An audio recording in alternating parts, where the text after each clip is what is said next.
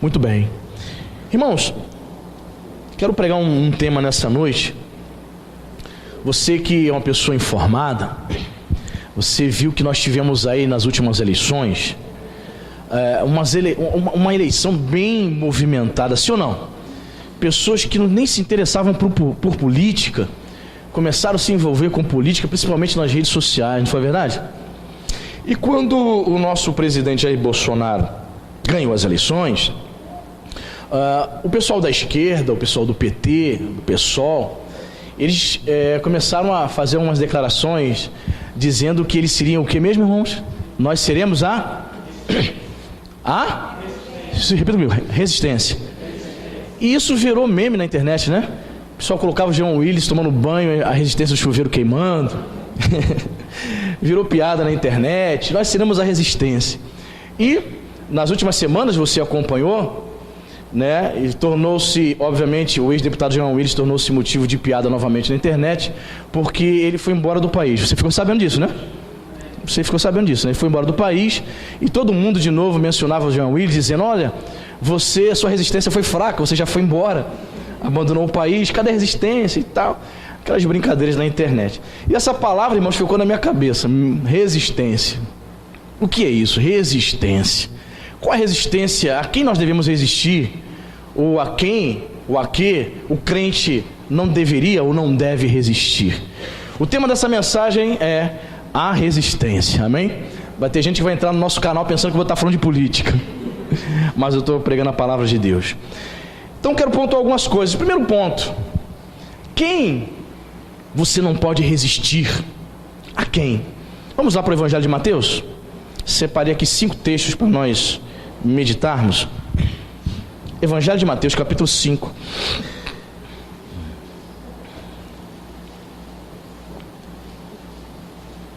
Novo Testamento, Evangelho de Mateus.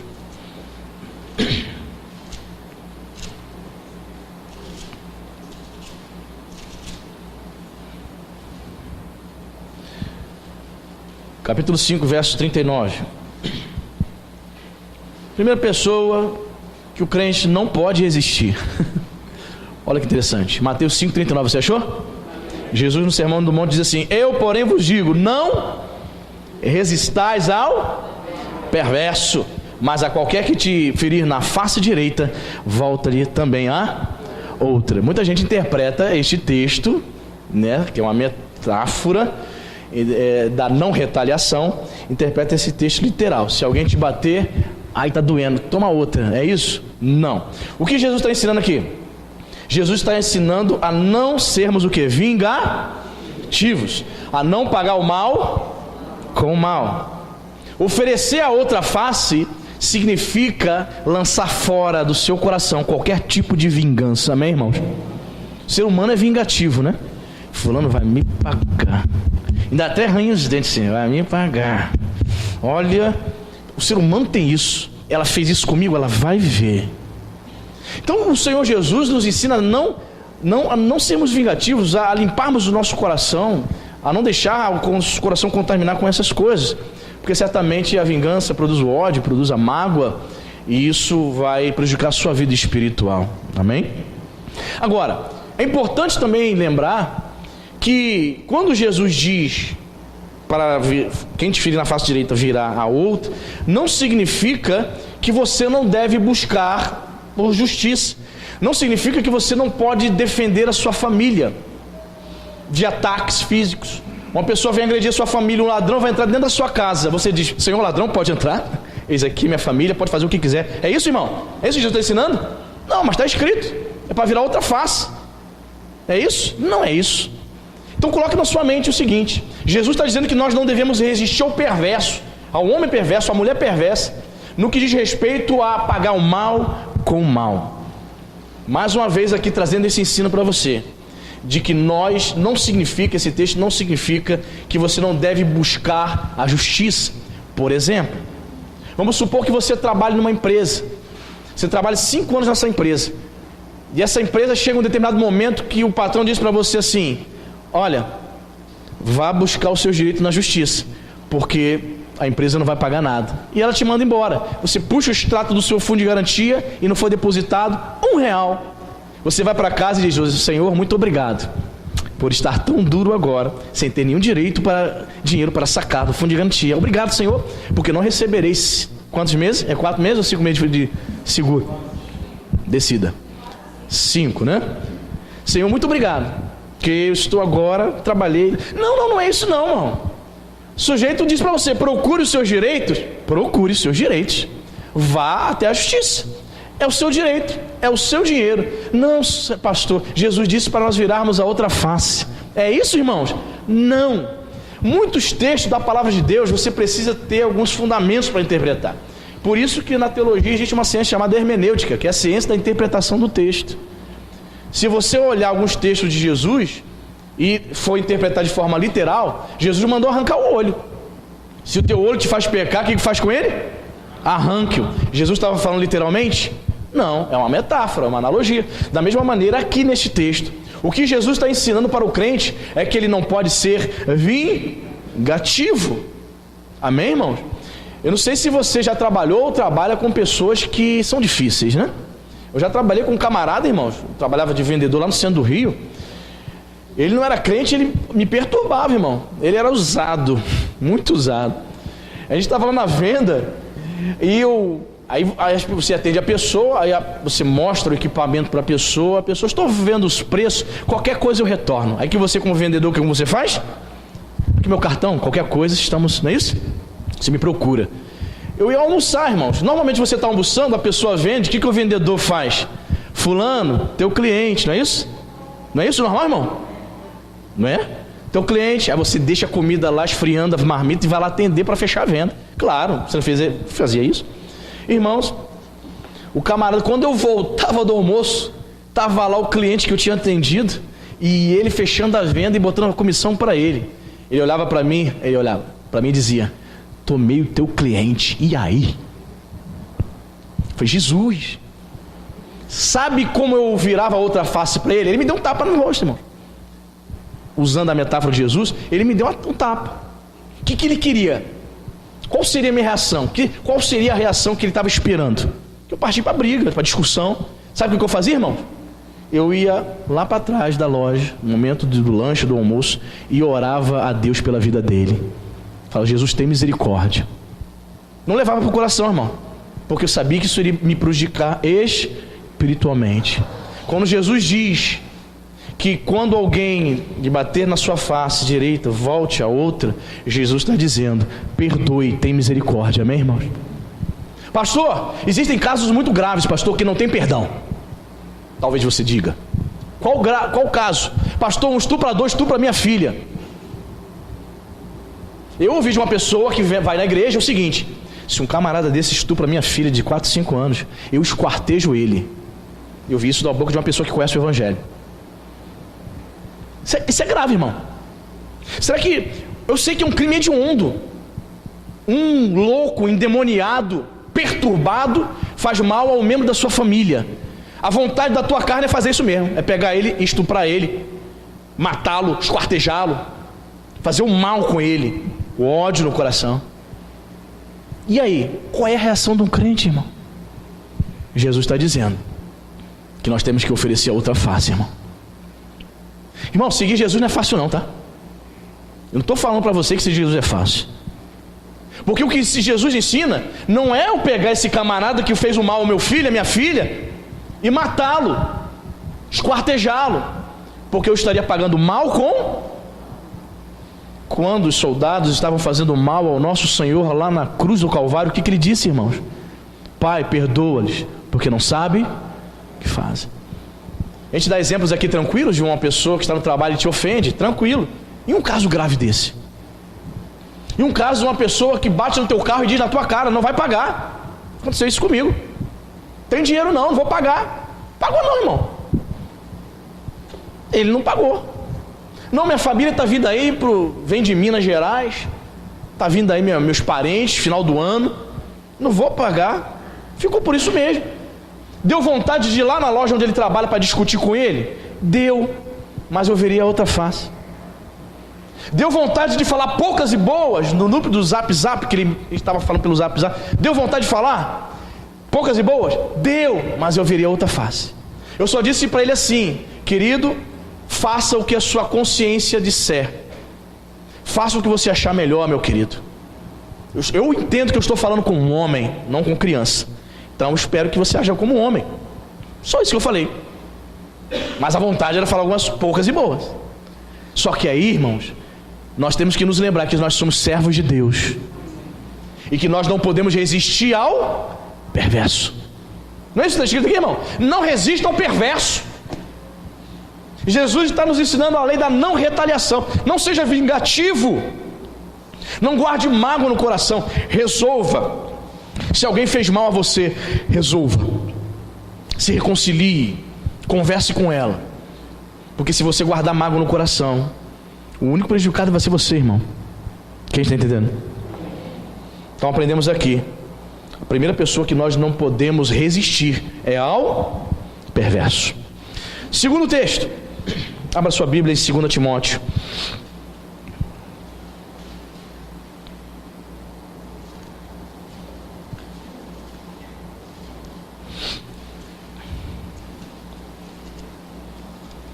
Capítulo 3.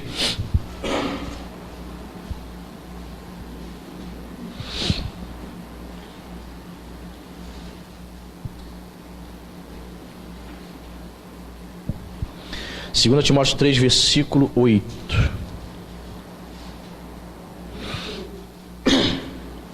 Você achou? 2 Timóteo 3, 8 diz: e do modo porque Janes e Jambres resistiram a Moisés, também estes resistem à verdade. São homens de todo corrompidos na mente, réprobos. Réprobos é o mesmo que reprovado. Réprobos quanto à fé. Segunda coisa que nós não podemos como crentes resistir, repita comigo: a verdade. Quando é que nós resistimos à verdade de Deus, irmãos? Nós resistimos à verdade quando nós ignoramos a palavra dele. Quando nós escolhemos o que eu vou praticar e o que eu não vou praticar. Tem crentes que olha a Bíblia como se ela estivesse no restaurante self-service. Isso aqui não, isso aqui sim. Isso me agrada, eu gostei dessa palavra aqui. Isso aí, isso pegou pesado. Não, isso aqui, isso é coisa do passado, isso aqui ficou nos tempos de Jesus. Aliás, Jesus era Deus, eu não posso fazer esse negócio, eu não posso cumprir a mesma coisa que ele pediu para fazer. Não, é isso, irmão. Resistir à verdade é resistir à palavra de Deus, toda a palavra de Deus. Resistir à verdade é rejeitar a mensagem que sai do púlpito. Tem pessoas que congregam na igreja, veja bem, congregam numa igreja, ela ouve a mensagem daquele púlpito ano após ano, mas ela não pratica, não crê e não obedece nada.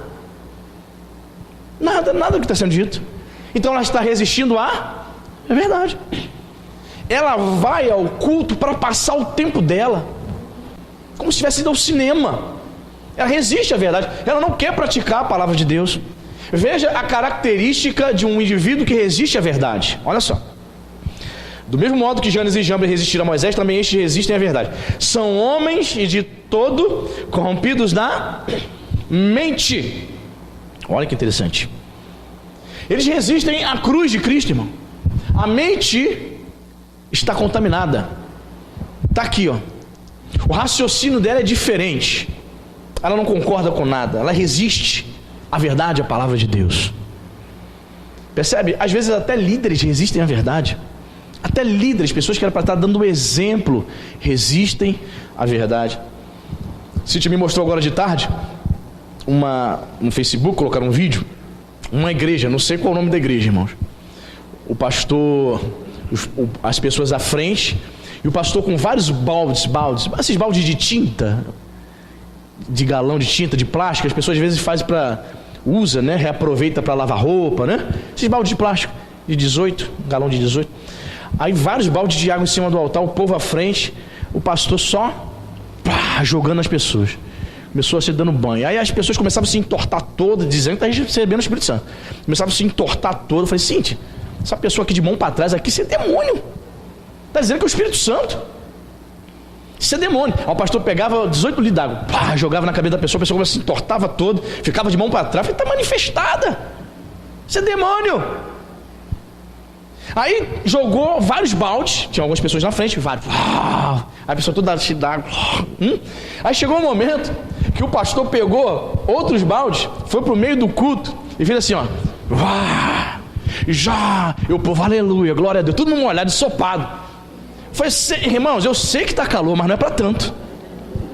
Eu sei que você está com calor, mas imagina, irmão, as Bíblias ensopadas, se é que tinha Bíblia nesse lugar, né? Eu não sei. Se é que se prega a Bíblia nesses lugares. Resistindo à verdade. As pessoas supostamente manifestando o mover do Espírito, mas se você vai no centro de candomblé e vê as pessoas recebendo as entidades demoníacas, é a mesma coisa. Você não vê diferença. Você não sabe se está no centro de macumba ou numa igreja. Aí se você for questionar, eles vão dizer, não, isso aqui é o Espírito Santo. Irmãos, aonde? A palavra de Deus nem é pregada nesses lugares, irmãos. A palavra de Deus é negligenciada. O pessoal só quer isso, fica tudo torto, mão para trás. O que é isso, irmão? Isso não é evangelho não, querido. Não é. São pessoas que estão resistindo à verdade. Pessoas com mentes corrompidas, diz isso o apóstolo Paulo. Todos corrompidos de mente. Réprobos, a palavra no original grego é adóquimo, significa desqualificado, reprovado. É uma pessoa que foi rejeitada após um teste. Paulo está dizendo que essas pessoas com a mente corrompida, elas foram rejeitadas por Deus. Elas passaram pelo teste. Qual é o teste?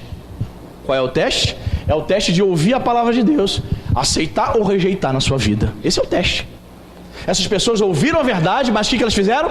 Elas resistem. Essas pessoas são a resistência. Essas pessoas são a verdadeira resistência. São réprobos quanto à fé. Foram reprovados na fé.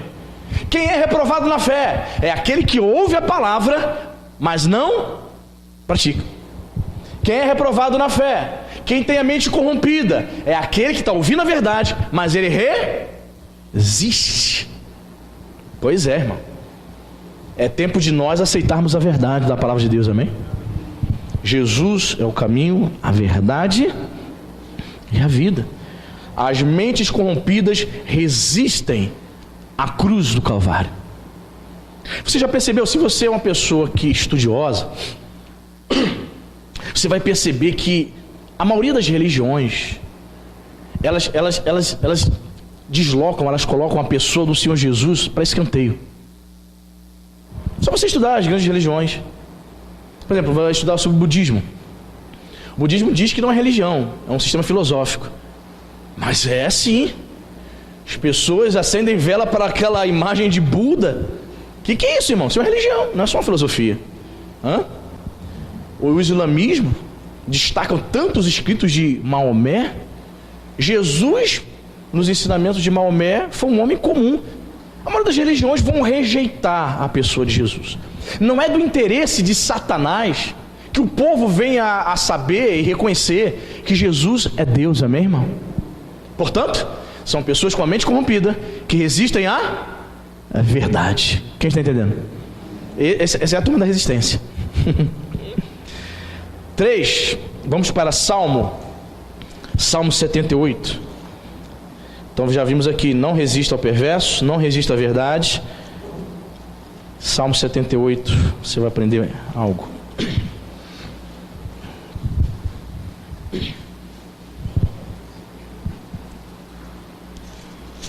Salmo 78, versículo 56.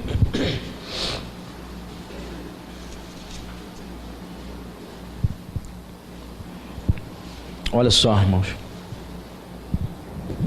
Salmo 78, versículo 56 diz: ainda assim, se referindo ao povo de Israel, né?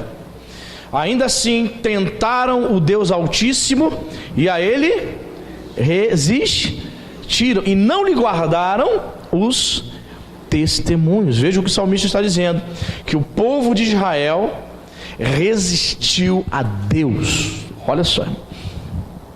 E essa palavra aqui no hebraico, desistiram, é uma palavra chamada chamada Mara. Você conhece alguém que tem um nome chamado Mara? A palavra Mara, ela significa amargo, mas também significa resistência, ou rebelar-se, ou desobediência.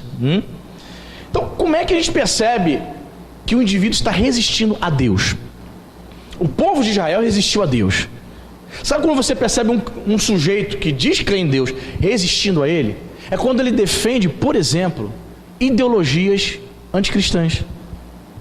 Irmãos, nessa questão da política aí, que foi algo muito movimentado, a gente descobriu muitos cristãos que se dizem comunistas, socialistas. Como, irmãos, uma pessoa se dizendo cristã de verdade vai defender, vai ser conivente, vai andar junto, vai compactuar com pessoas que defendem a liberação das drogas? Não pode, irmão. A Marina, chamo sempre que é a Marina Oliveira, a Marina Silva, né? Que se candidatou à presidência. Ela dizia, ela se diz cristã, o que a senhora acha da liberação das drogas, candidata? Eu acho que tem que fazer um plebiscito para as pessoas decidirem. Não, querida! Aonde está a sua fé? Você é crente e tem que dizer, eu não vou liberar isso. Quantas famílias foram destruídas por causa das drogas, irmãos? Eu tenho um tio, irmão caçula da minha mãe, cometeu suicídio dentro de casa, porque não conseguia largar a maldita cocaína. Só as famílias que perderam seus entes queridos por causa da droga sabem. Perderam seus filhos na boca de fumo, com um tiro de fuzil na cabeça. Perderam um filho, uma filha cometendo suicídio. Aí me veio uma tragédia dessa. É um plebiscito, se dizendo cristã. Na cadeia, irmã. Na cadeia, irmão. Não é crente, não. Eu resisto a Deus quando eu sou conivente com isso. O que a senhora acha do aborto? O que o senhor acha do aborto, pastor Anderson? Eu tenho que dizer, não concordo. Eu não sou assassino, sou crente. Você, como servo de Deus, você tem que ser contra essas coisas, essas mazelas, amém, irmãos? Pastor, estou analisando para ver o que eu acho. Eu acho que, pastor, acho que as mulheres podem sim. Eu até concordo com aquela regra das feministas, meu corpo, minhas regras. Que isso? Não, querido. Que isso, irmãos? Olha, eu fiquei chocado nessas eleições, porque eu descobri vários crentes comunistas, marxistas, andando junto, se filiando a partidos, apoiando partido, PSOL, PSB, PT, partidos que defendem essa agenda. Irmãos, nós como servos de Deus, você não pode votar, nem se filiar, nem apoiar esses partidos. Por quê, pastor? Porque esses partidos possuem uma agenda que vai contra a sua fé. Então você tem que decidir se você segue a Bíblia ou a agenda do mundo, irmão. Decida. O crente fica. Irmãos, eu conheço um pastor inteligentíssimo. Sabe o que é uma pessoa inteligente? Pastor, eu acho que eu sou inteligente. Você me acha? 15 vezes mais do que eu. Cara, Deus, é um monstro. E eu estava inscrito no canal dele do YouTube. E eu fizeram uma pergunta, ele botou assim, minha opinião acerca do aborto. Eu falei, opa, nunca ouvi ele falar sobre isso, vamos ver. Opinião dele acerca do aborto. Fui ouvindo, fez 5 minutos de vídeo, fez 10 minutos, eu estou ouvindo, não estou entendendo nada, irmão. Falei, eu sou burro mesmo ou ele está falando difícil? 10, 15 minutos, 20 minutos, e ele não dizia nem sim, nem não. Terminou o vídeo, irmão, e ficou no ar. A opinião dele, ele não deu. Irmãos, por que ele não deu a opinião dele? Por que ele encheu linguiça? Por que ele enrolou? Porque no fundo, ele concorda com o aborto. Só que ele deveria ser mais sincero e dizer quais os casos. Sim, todos os casos. Falei, Aí um pastor entrou comentando no vídeo. O senhor não foi muito claro não, pastor. Sinceramente, eu não entendi o que o senhor quis dizer, não. O senhor é a favor ou é contra do aborto? Decida, pastor. Como eu, pastor, eu posso defender a liberação das drogas, irmão? Eu chegar aqui e dizer para você, não, temos que decidir isso em plebiscito. Não, temos que decidir isso, deixar você à vontade. Aí você, minha irmã, que tem um filho nas drogas, você vai dizer, pastor, você é um doido. O senhor não sabe o que é ter um filho nas drogas, pastor. E eu aqui defendendo. Não, que crente não defende essas mazelas não, irmão. O povo de Israel resistiu a Deus. E eu vejo hoje, no século 21, várias pessoas se dizendo cristãs, defendendo essas ideologias, defendendo o aborto. Não podemos, irmãos. Temos que decidir. Ideologias anticristãs. Pastor, eu sou a favor. Tem crente que diz o seguinte: pastor, eu sou a favor do aborto em casos como esse, semelhantes a da amiga da Luciana. O médico constatou: pastor, não tem crânio, não tem cabeça, não tem cérebro, vai nascer morto, vai gerar 9 meses para nascer morto. Já tira já, pastor. É, irmão, já tira. Muitas foram as irmãs que colocaram seus joelhos no chão e os médicos tiveram que ficar boca aberta, porque Deus trouxe e construiu um cérebro na criança durante a gestação. Os médicos tiveram que ficar assim: hã? Se ela tivesse dado ouvido ao médico, ela teria abortado com 3, 4 meses. Você entendendo? Pastor, eu sou a favor do aborto em caso de estupro, pastor. Imagine, Deus o livre, o guarde. Uma irmã está indo caminhando embora para casa de noite. Um estuprador vem, violenta a irmã, crente, e ela engravida do estuprador. Temos que tirar, pastor. É? Também não concordo, né, irmãos? Certo pastor nos Estados Unidos, ele disse que a mãe dele foi estuprada. E todo mundo dizia: tira, tira, tira, vai gerar um fruto de um estuprador. É isso mesmo, a irmã vai colocar no mundo fruto, um filho de um estuprador. Ela resistiu, irmão. Todo mundo na igreja dizendo: tira, tira, tira, tira. Ela: não vou tirar, eu não sou uma criminosa, não sou uma assassina. Teve o filho, e o filho dela se tornou um pregador da palavra de Deus, irmãos. O nosso Deus tem o poder de tornar o mal em bem, amém, irmão? Tu não sabe dos propósitos de Deus, irmãos. Os pensamentos de Deus são maiores do que os nossos, amém, irmãos? A gente vê tanta tragédia, a gente vê essa tragédia de Brumadinho, você ficou chocado, comoção nacional, mas até mesmo nas tragédias Deus tem propósito, irmãos. Eu não estou dizendo que foi Deus que fez aquilo, não. Foi os donos, os diretores da Vale que fizeram aquela tragédia. Mas o que eu estou dizendo é que Deus pode tornar a tragédia em bem. Deus tem propósitos maiores que eu e você não conseguimos sondar, nem entender. Você está entendendo isso, irmão? Não se encontre resistindo a Deus. Crentes socialistas, filiados a PSOL, crentes que andam do lado de Manuela Dávila, do PCdoB, Partido Comunista, partido que defende a agenda LGBT, partido que defende a liberação das drogas. Samarina Silva não é crente não, irmão. Se engane não. A Bíblia diz, Jesus disse: conhecereis a árvore pelos frutos. Qual o fruto que ela está dando? O fruto que ela está dando é que o vice que veio na chapa com ela defendia abertamente a liberação das drogas. Essa gente não tem compromisso com Deus não, irmão. Então muitas vezes nós estamos ali de forma ingênua, ouvindo essas pessoas, até mesmo acatando que bacana, vou votar, ela é de Deus, mas é crente. Por que ela é crente? Porque ela usa coque. Vai nessa, irmão. Só porque ela usa coque, é isso mesmo? Não. Não são os trajes, não é o estereótipo de crente assembleano que faz ela ser crente ou não. São os frutos. São os frutos, irmãos. Crentes comunistas. Qual o problema, irmão? Deixa eu colocar aqui. Essa turma que faz resistência a Deus, esse pessoal que defende essas teses anticristãs. Qual o problema do pastor ser um pastor comunista socialista? Tem problema, pastor? Tem. Porque geralmente o comunismo, os pastores que escamam para esse lado, eles vão destacar muito a questão do social. A igreja dele não prega mais salvação. Ele não prega mais sobre pecado, diabo, Jesus, Espírito Santo. Não. A igreja dele torna-se uma ONG. Você vai ver a igreja dele fazendo muita ação social com mendigo, morador de rua. É uma ONG. Não existe mais mensagem de cura, de salvação, de libertação do pecado. Não. O pastor se torna um ativista social.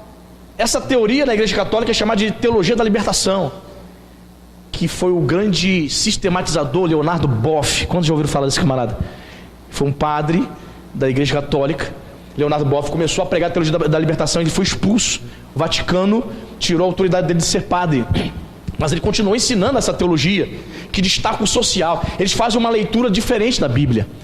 Todo o Evangelho de Jesus é lido numa ótica socialista. É colocar a visão marxista, comunista na Bíblia. Então a igreja não tem função espiritual na visão desses caras.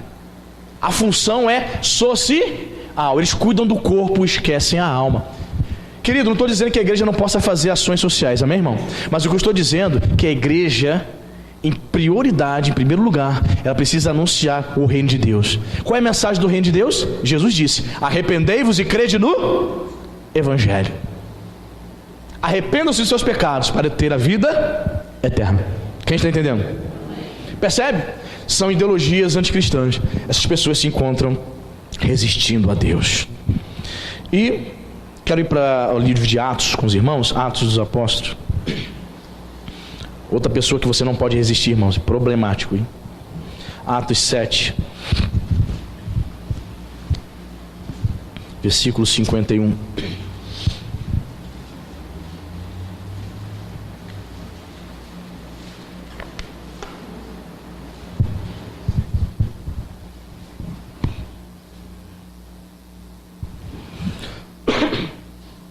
Discurso de Estevão. Você achou? Amém? Olha o que Estevão vai dizer: homens de dura cerviz e incircuncisos e de ouvidos, vós sempre resistis ao, assim como fizeram vossos pais, também vós o fazeis. Quarta pessoa que você não pode resistir, irmão, jamais, é a pessoa do Espírito. Por quê? Você sabe por quê que o indivíduo não pode resistir ao Espírito Santo? Porque é o Espírito Santo que convence você do pecado, da justiça e do juízo. Se você resiste ao Espírito Santo, você não se volta para Deus, você não se arrepende dos seus pecados. Porque é Ele que faz a obra de regeneração em nós. Por que nós não podemos resistir ao Espírito Santo? Porque é Ele que nos convence de que somos pecadores e que necessitamos de salvação. Vocês, olha a expressão, olha a palavra que Estevão vai usar. Vocês sempre, não é de vez em quando, não, sempre, continuamente, desde sempre tem resistido ao Espírito Santo. Por isso que você vai ver dentro da igreja pessoas que estão frequentando 5 anos, 6 anos, 7 anos, 8 anos, 10 anos, e você não vê mudança nenhuma. Ela é religiosa, só frequenta a igreja. Mas por que você não vê mudança? Porque ela resiste sempre ao Espírito Santo. Ela resiste ao único que tem poder de nos transformar, amém, irmãos? É o Espírito Santo que transforma a vida do homem, querido. É o Espírito Santo. É por isso que Paulo vai dizer: sejam cheios do Espírito. Silvio pregou aqui, né, Silvio, na quinta-feira, né? Sejam cheios do Espírito Santo. Paulo sabia: se não for o Espírito Santo, você não consegue ser fiel a Deus nessa terra, irmão. Se não for o Espírito Santo, você não tem nem vontade de sair da tua casa domingo para vir cultuar o Senhor. Mas quando você é cheio do Espírito Santo, é diferente. Você fica contando as horas para estar na casa de Deus, amém, irmãos? Quando você é cheio do Espírito Santo, você chega na casa de Deus, você ergue as mãos, você se alegra, bendizendo, louvando o nome do Senhor, amém? Quando você é cheio do Espírito Santo, você está ouvindo a palavra, e eu percebo na sua face assim, como se você estivesse quase que literalmente comendo as palavras. Você está se alimentando, você está aprendendo, você está absorvendo, amém, irmão? Sabe por quê? Porque você é cheio do Espírito Santo. Agora, o indivíduo que frequenta a igreja, mas ele vive sempre resistindo ao Espírito Santo, tal pessoa será religiosa. Ela vai ficar anos dentro de uma igreja e você não vai ver mudança. Os elementos mais básicos da fé você vai perceber que ela não pratica. Como já contei aqui, certo pastor chegou perto de uma senhora: senhora, eu percebo que a senhora vem na igreja aqui há bastante tempo. A senhora tem quantos anos que ela vem na igreja? 15 anos. A senhora já é batizada? Ela: não, sou batizada não, pastor, estou esperando Deus tocar no coração. 15 anos, irmãos? É tempo demais, irmão. Quantas mensagens, irmãos, em 15 anos você ouve? Muitas, hein? Eu prego aqui mais de 150 mensagens por ano. Soma tudo aí, irmão. Minhas mensagens têm em média 1 hora. Mais de 150 horas de filmagem, de palavra, de mensagem. 15 anos, senhora, mas o que está faltando? A senhora já conhece a palavra? Conheço, mas estou esperando Deus tocar no coração. Irmão, esse negócio do toque é uma falácia, é uma mentira, sabe por quê? Na verdade, ela deveria dizer assim: não, pastor, não me batizei porque eu estou resistindo ao Espírito Santo, pastor. Deixa comigo. Deixa que eu sei. Eu sei de tudo. Meu Deus do céu. O ser humano é triste, né, irmão? Ele depende de Deus para tudo e ainda quer dar uma de... quer ficar por cima da carne seca. Você e eu somos nada, amém, queridos? Precisamos de Deus, precisamos do Espírito Santo. É o Espírito Santo que move você a buscar ao Senhor. É o Espírito Santo que desperta você. Vá orar, crente. Vá orar, meu filho. É o Espírito Santo. Por você mesmo, você não lê Bíblia, não vem para a igreja, você não faz nada espiritual, mas é o Espírito Santo que está te movendo, está te conduzindo, amém, irmão? É por isso que Paulo vai dizer em Romanos capítulo 8, desenvolvendo a sua teologia, ele vai dizer: olha, aqueles que vivem na carne não poderão herdar o reino dos céus, mas aqueles que são guiados pelo Espírito Santo, esses já possuem a vida eterna, esses já herdarão a vida eterna, são guiados pelo Espírito. Então existem dois tipos de crentes, podemos assim dizer: os que são guiados pela carne e aqueles que são guiados pelo Espírito. Os que são guiados pela carne, eles fazem o quê? Resistem sempre ao Espírito Santo. O Espírito Santo está falando, ele nem ignora. Ele acha que o pastor é um palhaço.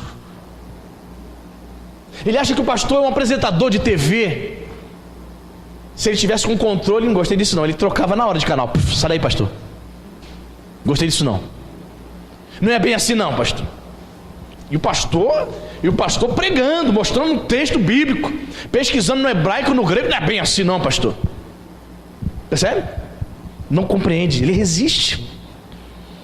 Como, irmãos, resistir ao Espírito Santo de Deus? Como resistir à única pessoa que pode nos convencer? Pois é, havia um povo naquele tempo que estava resistindo. Você conhece essa história aqui, desse texto que nós lemos? Sabe o que acontece com essa pessoa aqui que disse isso aqui? Quem sabe o que acontece com ele? Sabe o que aconteceu não? Chega em casa, você lê até o fim. Ele aponta os pecados, diz para ele: vocês resistem ao Espírito Santo sempre.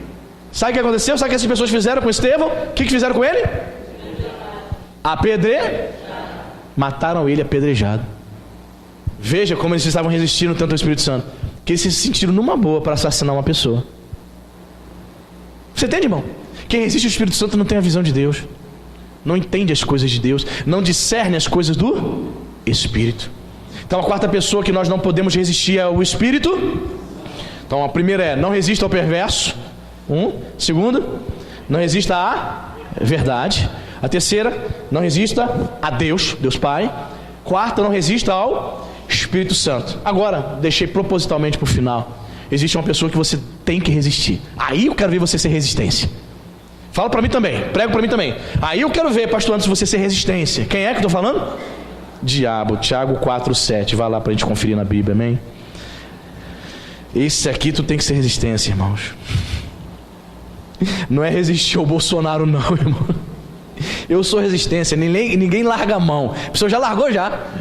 Jean Willis já foi embora. Vai para onde, Jean Willis? Para Cuba? Não, para Espanha. Ué? Assim é fácil ser resistência. Quer ir para a Espanha? Vai para Venezuela? Não, eu quero ir para Paris. Que resistência é essa? Agora, a verdadeira resistência está aqui, ó. Tiago 4. Tiago fica depois de Hebreus, versículo 7. Você achou?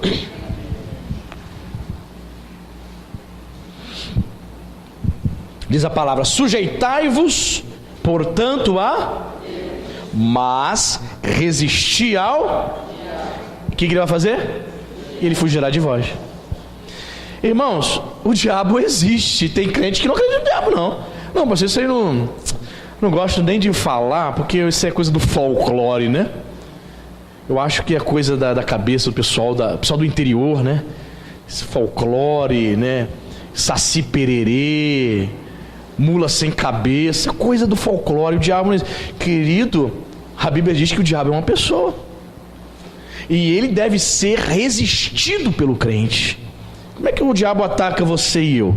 Com tentações, né, irmão? O que o diabo quer fazer na vida do crente? Repita comigo: derrubar. Ele quer derrubar o crente. Ele quer levar você ao pecado. Para quê?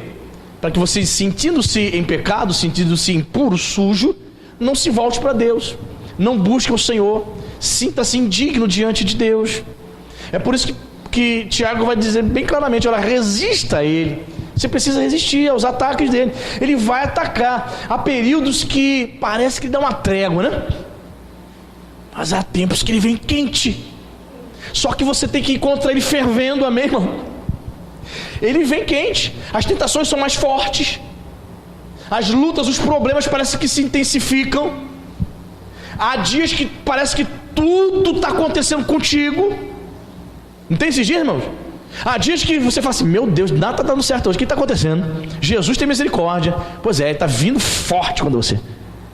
Aí a Bíblia vai dizer, resista. Nós devemos resistir. A resistência só é possível se houver, primeiramente, temos aqui o segredo, algo fantástico. Repita comigo, tem que haver submissão. Não é isso? Sujeitai-vos, portanto, a Deus, mas resistir ao diabo. Primeiro, antes de você conseguir ter força para resistir, você tem que se sujeitar, obedecer a Deus. E essa palavra, se sujeitar, é interessante. Por quê? Porque no grego, literalmente, significa estar alinhado sob. Era uma palavra que era usada como referência a soldados sob a autoridade de um comandante. Ou seja, o crente está debaixo de uma autoridade. Quando ele está alinhado com o Senhor, quando ele está se sujeitando ao Senhor, está debaixo da autoridade do Senhor, então ele recebe capacitação espiritual para resistir ao diabo. Entendeu o segredo? O segredo revelado. Como é que eu resisto ao diabo? Me sujeitando a Deus em primeiro lugar. Amém, irmão? Deu para você entender bem isso? Então nós não podemos resistir ao perverso, nem à verdade, nem a Deus e nem ao Espírito Santo. Mas ao diabo, a Bíblia manda você resistir. Resistir às tentações, às fraquezas que os crentes ficam realmente de vez em quando.